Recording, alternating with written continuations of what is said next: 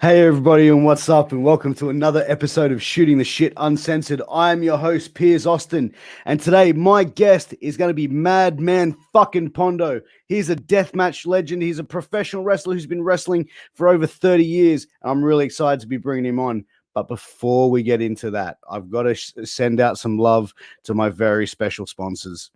I'd like to thank Signal Studios, who is a recording studio here in Sydney, Australia. They make music, they make beats, they make tunes. Whatever it is you need, they can hook you up. If you need a rehearsal space or you need a place to record, they can hook you up. If you need something sent to you, music files, that sort of stuff, they can hook you up.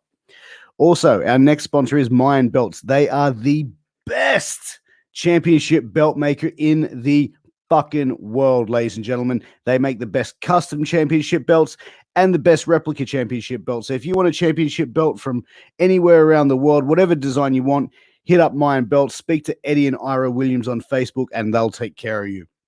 Next, my sponsor is A-Rock Designs. A-Rock Designs is a company run by my really good friend, Ashley Rodriguez. She makes custom cups, tumblers, hoodies, t-shirts, keychains with a wrestling theme. But she can also do things without a wrestling theme. So make sure you hit up Ashley Rodriguez. Check out some of the stuff that she's got going on over there at A-Rock Designs, and you won't be disappointed.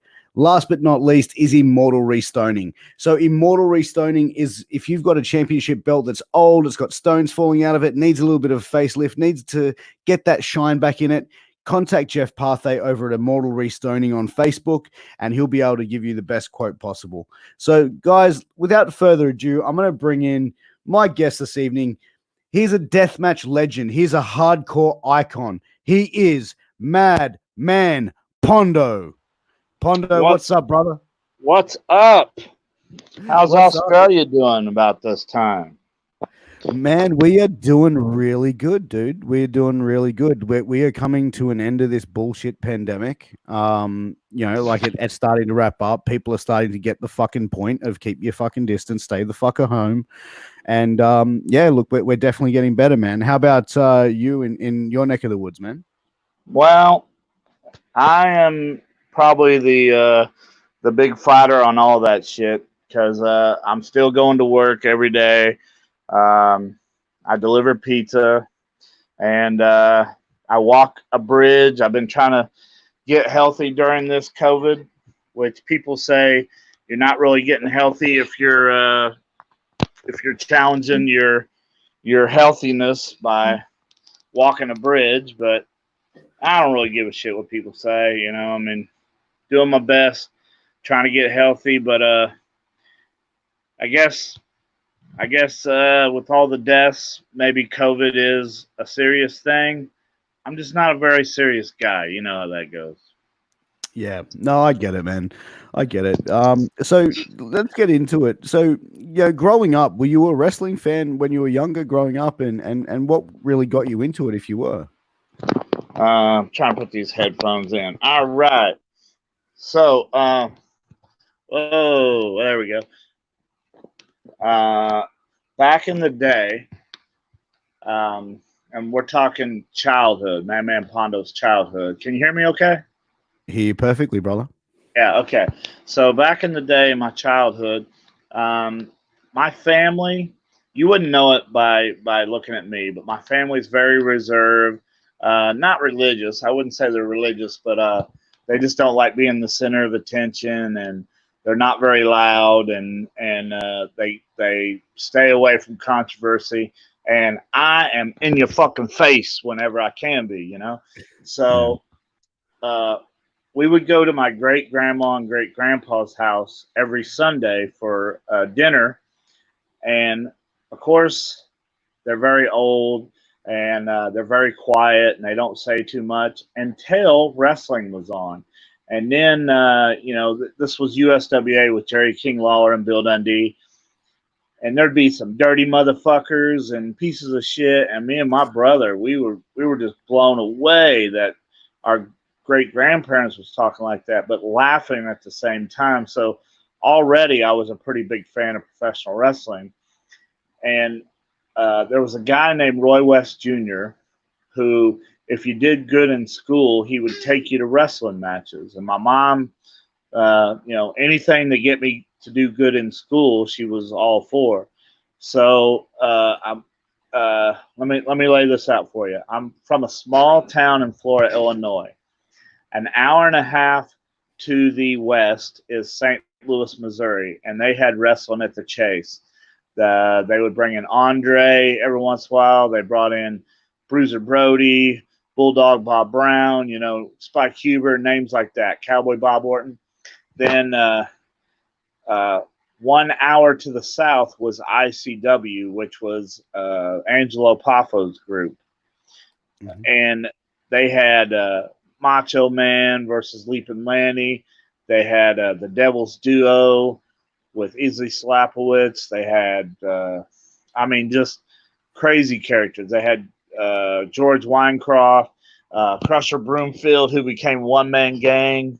That was always pretty cool. So then an hour to the east was Evansville, Indiana. And Evansville, Indiana had CWA, which later turned into USWA, and that was your Jerry the King Lawlers, your Bill Dundees, your Moondogs, your Sheep Herders. And then 5 hours to the north was Chicago, Illinois, that just had everything. WCW, WWF, AWA, which they had World Class Championship Wrestling out of Texas, which I always thought was really weird that Chicago would get that. But later, now I know his son, Buddy Roberts, lived in Chicago, and he was the one that would bring World Class Championship Wrestling to Chicago. And but my favorite company in Chicago was a company called Windy City, ran by Sam DeCiro, because they would do matches that appealed to me. Like they had Sergeant Slaughter versus Colonel De Beers in a boot camp match, and Abdullah the Butcher stabbed Frank the Tank in the head several times with a fork, and they had Eddie Gilbert. They brought in Bam Bam Bigelow just for a battle royal.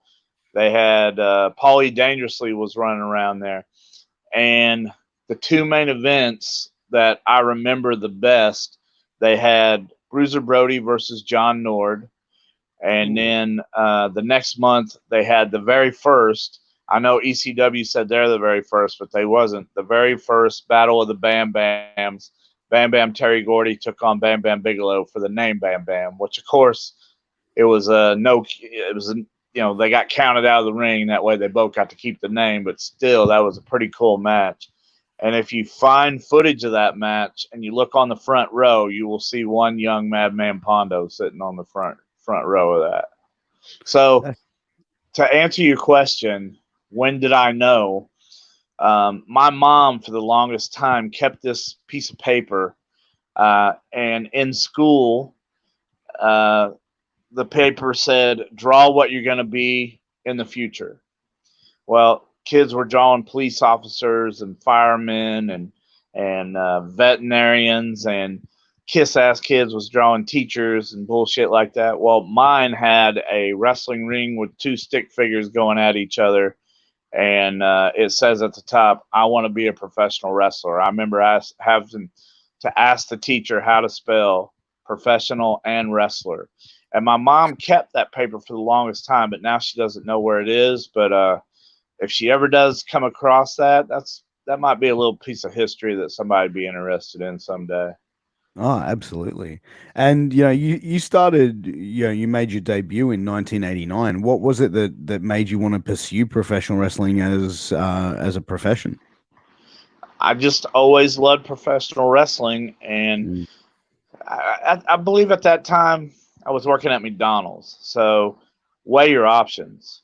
Try and get laid working at McDonald's, or try and get laid being a professional wrestler. Guess what? I chose that professional wrestling one. But in the beginning, all I was just a professional wrestler. My trainer, Bud Chapman, rest in peace. He was a good guy, good trainer, but he was very basic. He wanted to teach you the basic ways. Well, wrestling was evolving at that time, and the basic ways wasn't how you was going to get your name out there. So I started venturing out. I got to work for Bill Dundee's company. I got to work for Chris Champion's company, and just started pumping up who Madman Pondo was and getting my face out there, and soon enough, here I am doing a podcast with you all the way in Australia. So I guess I did all right. Mate, you've done well. You've done very well in your career. But moving forward into that, you started off wrestling a more traditional hybrid style of wrestling, and Right. then a little while into your career, you decided that the more hardcore extreme style of wrestling was more for you. And I read that you felt that you weren't going to be able to get yourself that you weren't going to be able to make it at a national level, at a traditional level.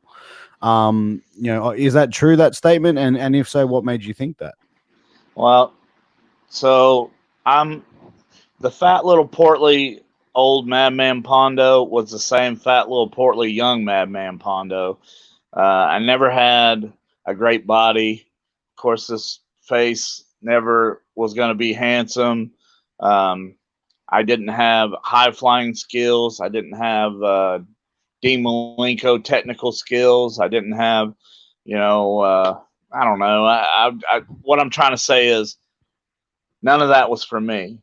Yeah. But do you remember when WWE had pay-per-views every week called In Your House? Yeah. Yeah. Okay, well, me and a bunch of friends would rent those week after week, and I would notice that my friends weren't watching the TV. They were just talking back and forth or, having a good time. But we watched the main event, and if there was a match that really interested us, we'd watch that. But for the rest of that, we was just like bored and talking back and forth. But I was a big tape trader. Do you know what tape trading is? Yes, I do. I was a tape Okay. trader back in the early 2000s. Hell yeah. Well, for people who don't know, tape trading was a big thing back in the day.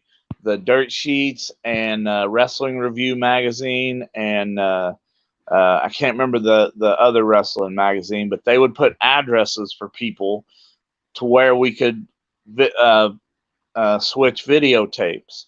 And in my hometown, Florida, Illinois, little small town, my parents was one of the first ones to get a descrambled big ass satellite that you had to like catch the right wave, and I don't know if you know what I'm talking about or not, but No, I just got tons of fucking wrestling, and if it was wrestling, it got recorded by me because you never knew what was going to happen, and I always wanted to go back. And well, I started trading, but I got a hold of some people think that death matches started in Japan, and that's not true. They started in Puerto Rico.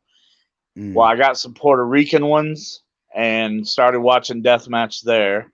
But then I got a hold of the Japanese ones, and I don't know why, but the Japanese ones excited me more than what the other ones did. So I started watching Mr. Pogo and Mr. Danger Masanaga. Like Mr. Pogo caught Masanaga's hair on fire, and they were swinging barbed wire bats on each other, and Taipei death matches and all that cool bullshit. Yeah. My friends, because at the end of the In Your House pay-per-view, they'd say, put in one of them deathmatch videos. All eyes would be on the TV. And I was like, well, hell yeah, this is it. This is what I need to do. I'll get my name out there and be a deathmatch star. And that's pretty much what I did. Yeah. And then, obviously near the late 90s, you hooked up down at IWA Mid-South with Ian Rotten. How did you Yeah, fuck that guy. Fuck that Ian Rotten guy. He's a piece of shit. But go ahead. That's okay. I've heard that a few times from people.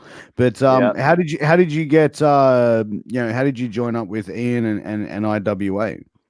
So I had heard, and it depends on who you talk to. If you talk to Ian, he quit ECW. If you talk to anybody else in the world, he got fucking fired. But I heard that he was no longer with ECW, so I scoured everywhere to find this guy and just couldn't find him because I knew that him and Axel were the first two in America to do the death matches. Well, I wanted to do the death matches. So Axel left the company for a bit or was still there and didn't want to do death matches. I really don't know how that went, but Bull Payne did some. So he was number 3 guy. Well, once I found out that Ian wasn't part of ECW, I asked all my wrestling friends, and finally my buddy Kamal Jr., he found Ian Rotten for me. So the first time I wrestled Ian, it was just like a trial to see how I did. I guess I did okay because he's like, all right, let's go on the road. And me and him was married pretty much for probably a year before IWA opened, and then we was the main event for the first 3 months in an old Kmart building off Dixie Highway in Louisville, Kentucky for, 400 people a night because USWA was running in this town forever. But of course, I love USWA, but they were the same all the way through. And maybe at the end, maybe it wasn't as good as what it was. So people were looking for something different. Well, next thing you know, these death matches, I'm letting Ian can tell you he took a bunch of bumps. He didn't take shit. He was doing shit to me. And, I took a fucking power bomb into an electrified TV, and they threw a bowling ball in it. And those fluorescent light tube log cabins, guess who was the first motherfucker to go through one of those? I was out to get my name out there, and that's exactly what I did. And how did you find, obviously, you said the crowds were around 400 strong, back in those days, how did you find the matches with Ian themselves? Like, did you feel like, obviously you just said that he wasn't taking, these big crazy bumps. Was that pretty much known for how Ian was? Like he would be the one to be putting people through the stuff as opposed to taking the punishment himself? Well, I wouldn't say that, but of course, I'm probably not the guy that okay, so if Axel wanted to do something to Ian, I'm sure Ian would have took a hell of a lot more bumps if it was him and Axel. But it was me, and I'm just old Kevin Kennedy off the fucking streets of Florida, Illinois. He didn't know who I was. So a lot of the bumps was directed towards me, which helped me later on because, people loved Ian for the first 3 months. They chanted his name. Well, then when I started wrestling other people and doing death matches with them, I realized they was chanting my name, and then other companies wanted to book me, so for the longest time, I never talked shit about Ian Rotten. I had podcasts like you and all types of podcasts and fans and a lot of many of wrestlers, but I never talked shit about Ian, and I'll tell you why. Back then, I never talked shit about him because there would be no Madman Pondo today without IWA and Ian Rotten. But now, to this day, that man can go fuck himself. Do you want to talk about what happened between you guys? Like what was the so for no apparent reason, he got in the ring and called me this name that can fuck your life up. And then when I found out he did it, because the minute he called me that, people started writing my Facebook and saying, hey, I want you to know that Ian just got in the ring and called you this. So I went to the arena right when he got done, when that show got done, and I called out some shit that he did. And I have screenshots to this day of shit that he did. And so, yeah, really, I have no room for Ian Rotten in my life ever fucking again. Yeah, and that's something that I've heard from a few people that I've interviewed over the time. And exactly. Let me ask you this: so, how many people told you Madman Pondo's a piece of shit, or I don't want to work for Pondo, or I don't associate with Madman? No one. How many times have you heard that? All right. How many times have you heard that about that motherfucking Ian Rotten? Case closed. That's right. That big breath told it all. You don't have to say a word, sir.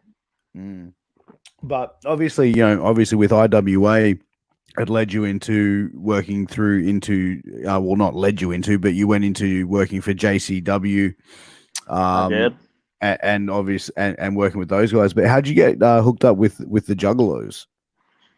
So me and Ian was doing death matches. We'd go to NWA in Philly for Dennis Carluzzo, and that's where the truck stop match happened.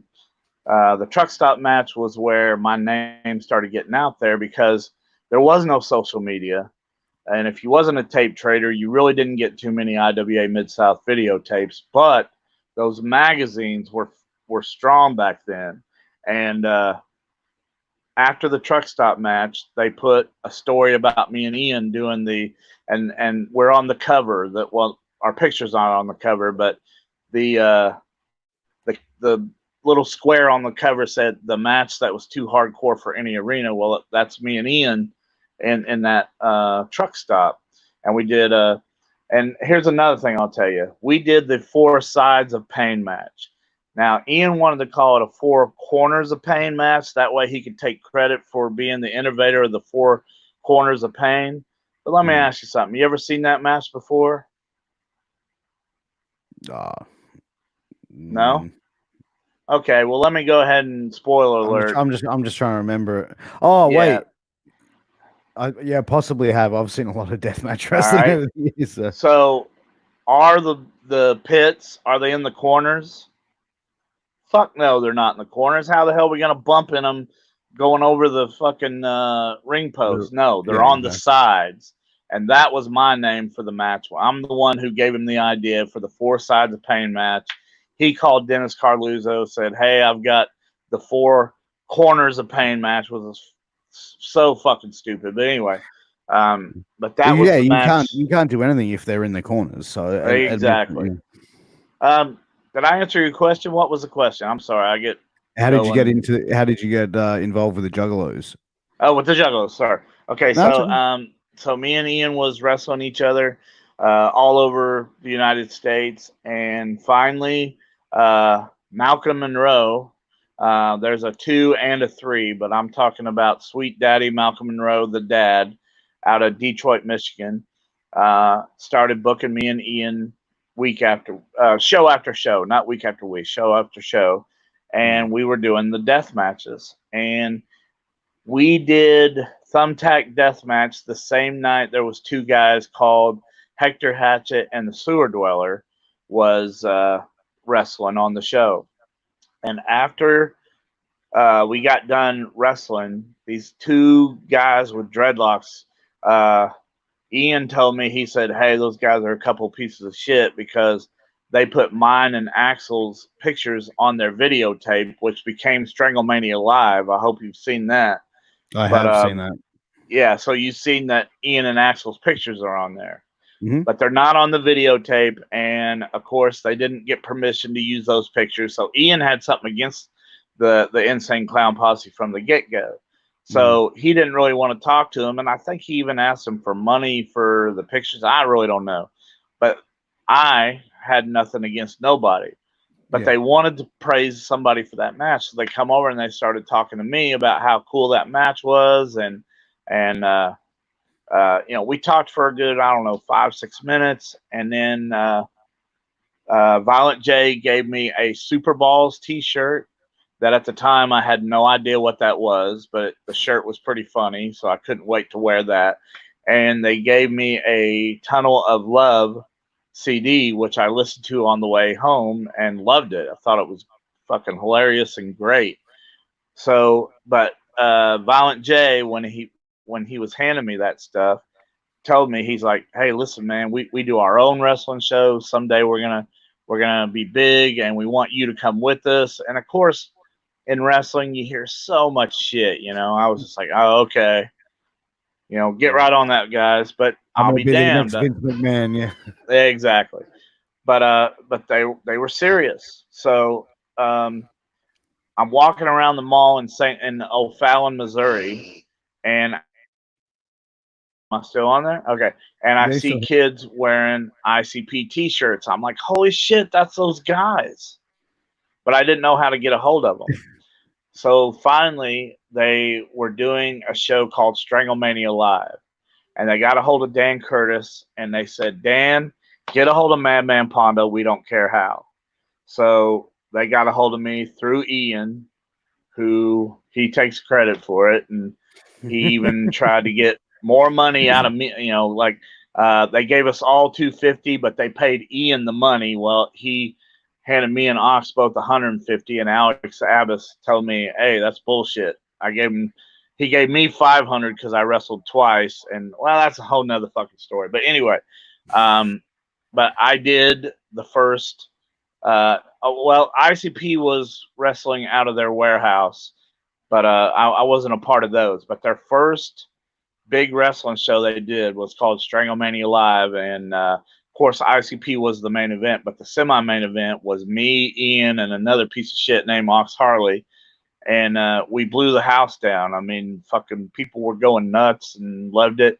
So then ICP did another wrestling event called Hellfire, and of course Ian was not invited, but I was, and so it went from that, and then they started the company JCW, and I was on that, and then I did the JCW tour, and I've just been with them ever since. And they've had, of course, this year's got canceled, but they've had 20 Gathering of the Juggalos, and I've actively been in the ring for all 20 Gathering of the Juggalos, and it's pretty big to say that you've been to all the gatherings, but to say 100%. that you've actively done something in the ring for all 20 gatherings, I think that's a pretty big accomplishment.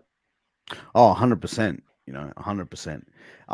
Getting into now the CZW. So you debuted in CZW early on, in the early days of CZW. Right. You know, and how did you? Obviously, you know, you then came back and forth with them over the last several years. But you know, getting into CZW, how did you find, you know, working for that promotion? Was it more different to some of the other promotions you worked with before, or was it pretty much, you know, very Not similar? really.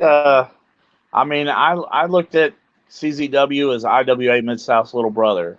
Mm. I'm sure CZW workers hate hearing that, but IWA Mid South comes first, and then CZW started doing theirs later. Like I remember John Zandig was at the truck stop match looking at me and Ian like we was a couple of retards for doing that, and now all of a sudden he's the ultra violent hero, you know, which is great. I'm glad he evolved to that. But so we got invited to come to CZW, and I think we drove. I think we drove there, but we knew that if we made that big an impact in Kentucky, that we could make an impact in Philly. And Ian always told me, if you can wrestle in Philly and get over with the crowd, you can get over anywhere because they've seen it all. Yeah. I'm like, all right, cool. So we couldn't wait to do our shit in Philly. So we already knew what we was going to do. And, you know, the super ECW fan Hat Guy. Yeah. The straw hat guy, whatever. Yeah. Yep. Hat Guy was front row at the CZW show. So now we know where we're going to focus and do our gross shit at, because if you can make Hat Guy pop, then you've got a fucking job at CZW, right? Well, we not 100%. only made him pop, we made him almost puke, because I gave Ian 24 across his forehead, and then he gave me 11 across my arm, stitches. But I'll tell you how that happened. Was that the scissors match? That was the scissors match, yeah. That was the very first time we worked for CZW, and that shit was done right in front of Hat Guy, who gagged. Legit. He'll even tell you this day, yeah, almost puked. Fuck. But we went into the locker room. We knew that we was going to cut each other with scissors, but we, like, Ian made the announcement, does anybody have any scissors? And Lord Everett, I believe that was his name. He was doing like a Englishman gimmick with the tall white haired wig. He Yep. said, "Yes, I have a pair of scissors." Now, what we didn't know was he took them out of a package. Therefore, Mm. they were razor fucking sharp. So, yeah, we were cutting each other with these things, but we might as well just had razor blades doing it. But yeah, we got a job. I got a job with CZW after that. Ian didn't get a job, so fuck him anyway. But I got a It seems job, and it then seems to be an ever going thing where people just don't want to do business with Ian Rotten. Is he hey, that much of a fucking asshole? man, me and you could do a whole podcast. How long does this podcast last? We usually do an hour, man, but I'm not going to Yeah, I'd interrupt probably you. be able to do 3 hours with you on that, but that's a whole nother day. But um, yeah, but well, like I was saying, of course we cut each other with the scissors, and then I went back and they put me in a program with Nick Gage, Mm. and I won the Ironman title off of shit. I think I won it off of Nick Gage, and then I did 2 more shows, and then there was a CZW show during one of the uh, JCW tour shows, so I Yep. couldn't make it. I couldn't make the CZW, so the next time I went back, they jerked the title off of me, and Oh, no problem. I mean, I'm not a belt guy anyway. I'm the guy yeah. who says if you got to have a belt, then you need that to get over. Since I've been going, my friends like to go to WWE, and I'm good friends with Kevin Owens and good friends with the doctor there. So I get free tickets to go to WWE so I can take my friends. But watching fans, not little kids, not grown men with special needs, but grown men carrying fucking eBay wrestling belts like what you got back there. I don't know if you've ever carried them to a wrestling show or not. No, I haven't. No. Good. So anyway, just watching them guys carry them belts around, what good does it do to even own to win a wrestling belt anymore? I mean, shit. I just want to. You Well, mean I for do this. you mean for a wrestler holding a wrestling belt or No, like no, what? no. I mean, a grown fan carrying a wrestling belt to a wrestling show, to a WWE wrestling show, or an AEW wrestling show, or an Impact wrestling show. They'll Like be what's the carrying point? them around. They buy them at the show, don't they? No, they buy them off eBay and carry them around. And I see them. I see little kids, taking pictures with the belts and shit like that. But here's the thing about that: one, who did they beat for that belt? They Mm. beat the guy that they outbid on eBay, so that makes them eBay champions. And then when they get there and they sit down, where does the belt go? It lays down in the floor. So how special is that? I've never been a belt guy. I think if people stop booing or cheering for me, I don't have to be in wrestling anymore. Yeah. But to me, wrestling belts are just a prop to help people get over. And if you're already over, doesn't matter whether you have a belt or not. I know that Yeah. sounds pretty conceited, but I wasn't No, no. trying to be conceited. No, no, not at all. I mean, for me, I enjoy wrestling. I'm a wrestling fan, and the wrestling belts are something I've always enjoyed. But as far as taking them to a wrestling show, no, they're on my wall. They stay up there. So I hear you. So do you go to wrestling shows in Australia and there's not grown men carrying them around? some, but not like indie shows and stuff. But like Right. if it's the bigger shows, you might find a couple of people do it. Hey, man.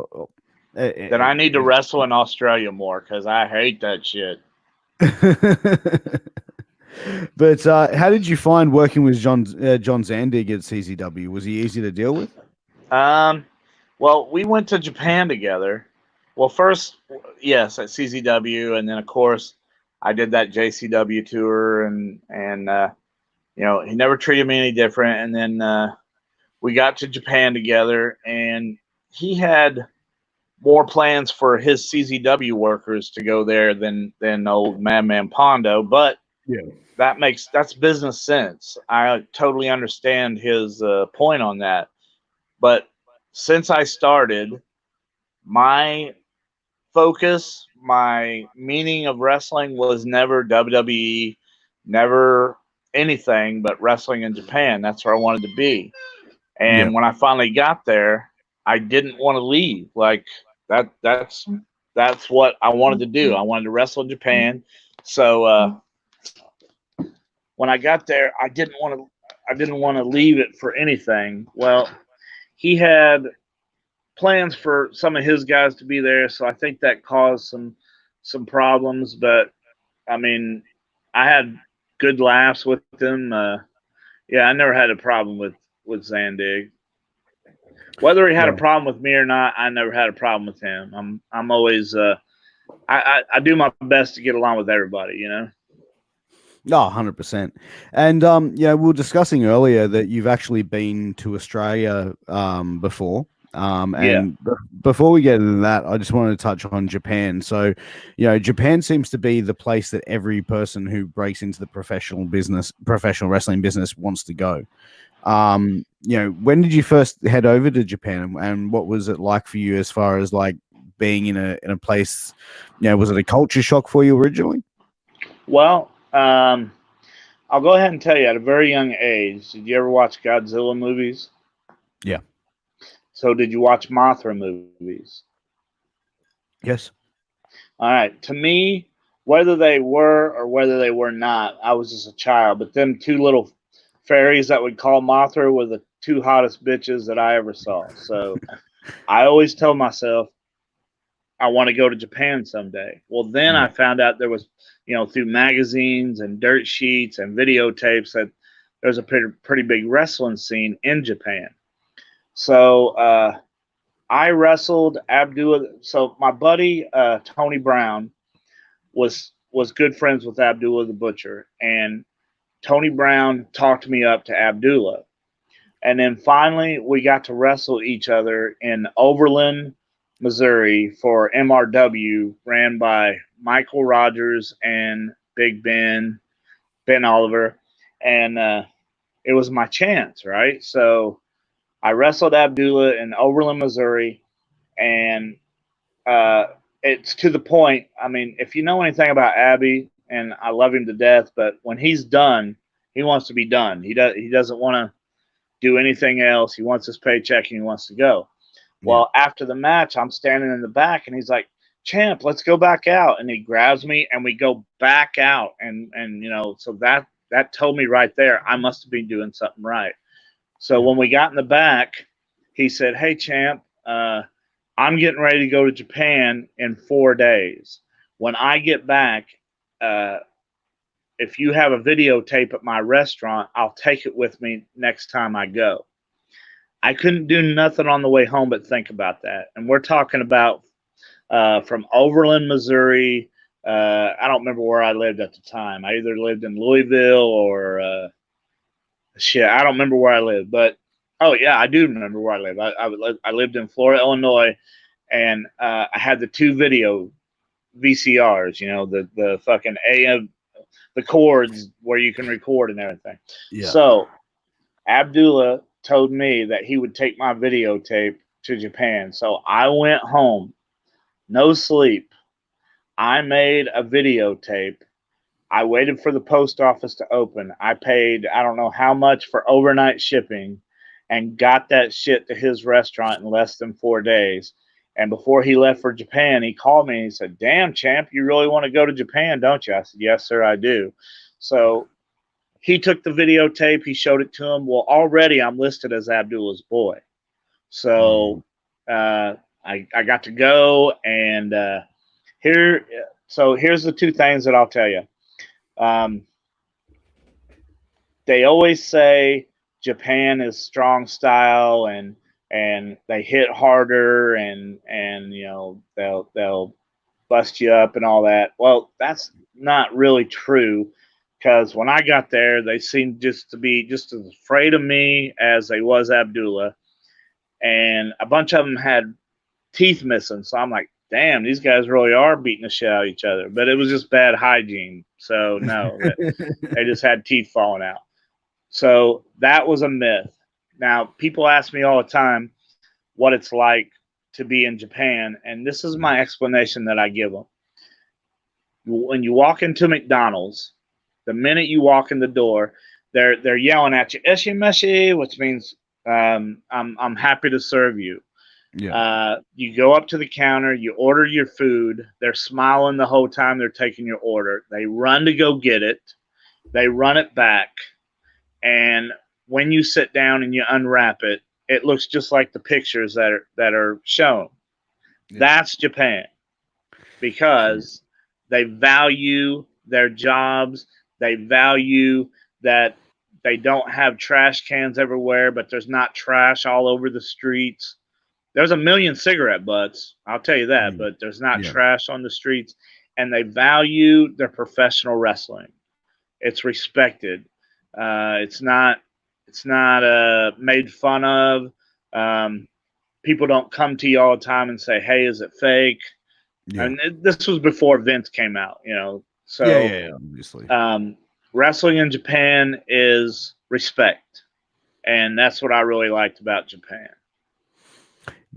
Yeah, I mean, Japan, like I said, you hear a lot of the stories, and obviously the crowd reactions being a lot different. But moving on from Japan, a couple of years ago, you had the opportunity to come to my home country, Australia, and you've been here a couple of times. How did you find Australia when you've been here, and whereabouts did you go when you were here? I fucking loved Australia. I hated the plane ride though. I ain't gonna lie. Yeah, That plane that would be ride, 24 like, hours. yeah, like I bought a portable DVD player and Yeah. watched movies on the way over. And then once I got to Australia, I couldn't even charge my batteries because the uh, the energy was so different. So I didn't have shit to watch on the way home except what they offered, which sometimes that's good, sometimes it's bad. But yeah, the flight there, the flight back, that was terrible. But once I got there, like Daniel Beaumont is the guy who brought me over, and like when we went to Perth, he showed me around. We went out to eat at good restaurants. We went to the opera house. Well, we didn't go inside, but outside the opera house there, I wrestled for TNT in Yeah. Victoria. I met Nathan Jones there. TNT from AWF, you mean? Yeah, Greg? his last Greg Bowden. Yeah, Bounds, yeah. Bond, yeah. Yeah. Great guy. All the Australian guys were all great, and I wrestled Cracker Jack in a Chinese restaurant that was open. That was a first for me. I've never done that. I've never been able to hip toss a man and then run over to the buffet and grab a fucking egg roll in my life, but it was awesome. And then I wrestled. We talked about this. What was it called? Rockin' wrestling. Rock and wrestling, yeah. Rockin' wrestling. When I got there, they had my face painted on the window. I've never had that done before. That's And cool. me, Mike Manson, and Mad Dog did a three-way, and the people were just flipping out and chanting my name. That was the one thing about Australia. I hadn't had any big TV notoriety. I hadn't, I didn't think they would really know who I was. But Sure. from the time I left the curtain on 4 out of the 5 shows, one was a college that they didn't know who the fuck I was, but 4 out of the 5 shows, they were chanting Pondo, and I was just flipping out. Like I can't believe these Australians know who I was, but they did, and that meant something to me. Yeah, man. No, us Australians, we know our wrestling, man. We definitely love it. I guess so. But looking at your career, as I mentioned in the intro, you've been in wrestling for nearly, just over 30 years. Who have been some of your favorite opponents to work with over that time? I wrestled Terry Funk for the JCW title at one of the gathering of the Juggalos. I don't know. I get hit in the head too fucking much to remember which one, but that meant something to me huge. I got to team with the Headhunters versus Violent J, Nazawa, and Vampiro. and we went over. That was fucking amazing to me. I just got to wrestle Manny Fernandez. I wrestled Vader. I wrestled New Jack plenty of times. I wrestled Sandman. This is what I always like. The guys that people are afraid to wrestle are the ones that I love to wrestle the most. I love that pictures show up that I wrestled that guy. That way people think in their minds, Pondo still has a screw loose. I wish to God that Bruiser Brody was still alive, because I think he would still be making money today, and I would have loved to got to wrestle Bruiser Brody, but of course that just wasn't in the cards. People are afraid to wrestle Abdullah. I wrestled him all over the United States and all over Japan. I probably took that elbow more than any motherfucker I can think of. And the one that I never got to wrestle, and he even promised me one time before he would retire he would wrestle me, but he did ref one of my matches for Joey Terrifying in Colorado at Primos, Mick Foley. I never got to wrestle Mick Foley. He would have. We're good friends. I mean, we talk, and every once in a while we text each other, but never got to wrestle Mick Foley. So I guess that would be the regret. I never got to wrestle Mick Foley. I mean, Madman Pondo and Mick Foley, in a death match circa 1995 would have been incredible to see. Shit, 2020, I think it would have been incredible to see. Oh, look, definitely. But it's been a couple of years since Mick got in a ring, so yeah. I mean, I even told Mick, I'll take all the fucking bumps. I don't care. Just get in the ring with me, But it just ain't gonna happen. Yeah, exactly. I guess I'll just have to do a death match with his daughter someday. I think she's training to be a wrestler. Yeah, she was training for a while there. I think his son is also working for WWE in some capacity. Oh, really? Cool. Yeah, I think his son's like a writer or something for WWE. That's awesome. Or trying to be, yeah. So, but look, you've given us some of your time here, Pondo, and I definitely appreciate that. But as we start wrapping things up here, we've got a little bit of a game we like to play here called Guess the Aussie Slang. Guess the slang word. So how it works is I give you an Australian slang word, I put in a sentence for you, and you have to tell me what it is. You've been to Australia a couple of times, and you've got a couple of Aussie mates, so you may be able to do quite well in this, Pondo, and I'm thinking you might do better than most people on this. So are you ready to get going? Yep. This is something I got to read because I'm fucking old and I got to put readers on if it is. No. I'll say it and okay. I'll put it in a sentence and you just tell me what it means. Okay? All right, great. All right. For fuck's sake, mate, I dead set had a blue with that bloke. I had a blue with that guy. If I had a blue with that guy, is that a beer? No, a blue is a fight. So I got into a blue. All right, so fucked it up already. That's all right. Well, I never had to blue anybody. So while I was in Australia, blue with somebody. It sounds wrong the way you put it. But either way, we'll go another one. All right, so. Oh, fuck. Dad's by the pool and he's wearing his budgie smuggler. Say the word again, not the sentence, just the word. Budgie smuggler. Fudgy smuggler. Budgie. Pudgy smuggler. No, budgie. Would that be big swimming trunks? No, they're little swimming trunks like a Speedo, and it looks like they're smuggling a budgie. Ah, gotcha. So, yeah. All right, so we'll go another one. Hey, Pondo, you want to come over to my house and drink some piss? That is beer, right? Yeah, beer, alcohol, get on the piss, drink some piss, Yeah. It's kind of funny when I say that to people from another country. It's like, what did you do on the weekend? I drank some piss. Well, I mean, people from England are smoking fags to this day, I mean, things are different. But there's a song, I get knocked down and pissing the night away. That's how I knew a beer was piss. Okay, so we've got a couple more. I was up at a sparrow's fart this morning. A sparrow spot? A sparrow's fart. A sparrow spot. You got me on that one. I don't know. Up early. Oh, up Okay. early. Okay. Yeah. With the sparrows. You're up early with the sparrows. A sparrow's I'm fart. stupid. Yeah. I should have got that. My son this morning, he chucked a wobbly. What did he chuck? Chucked a wobbly. He jerked off in bed? I don't know.